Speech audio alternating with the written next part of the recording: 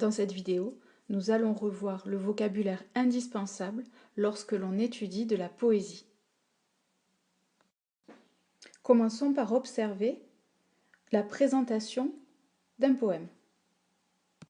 Dans la fable Le loup et l'agneau, par exemple, je remarque que chaque ligne commence par une majuscule et que le poète a regroupé certaines lignes entre elles.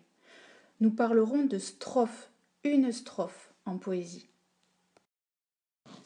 Nous appellerons chaque ligne un vers.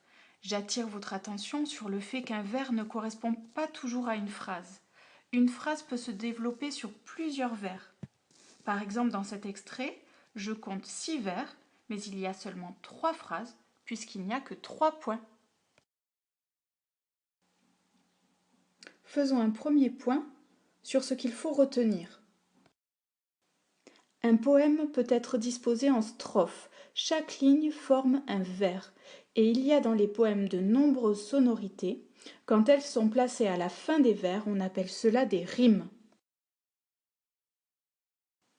Observons maintenant comment peuvent être disposées les rimes. Prenons l'exemple de la fable Le corbeau et le renard. Le mot perché rime avec le mot alléché, fromage avec langage. Plus loin, corbeau rime avec beau, ramage avec plumage.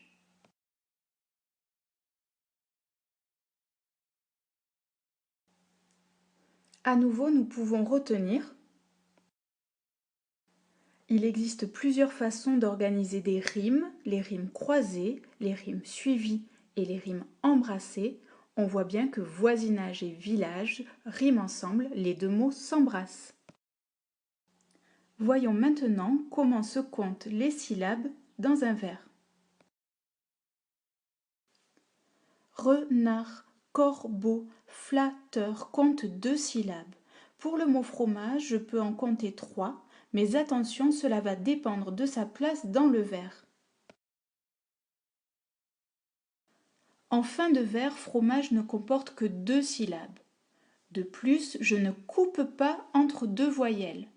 Dans le dernier exemple, fromage est au milieu du vers, il n'est pas suivi d'une voyelle. Je peux compter dans ce cas-là 3 syllabes.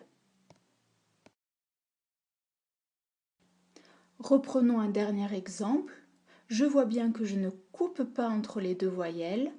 Par contre, je coupe entre les 2 S, consonne double. Je peux maintenant compter l'ensemble des syllabes. J'en compte 12. Un vers de 12 syllabes s'appelle un alexandrin. Et maintenant à vous de vous entraîner.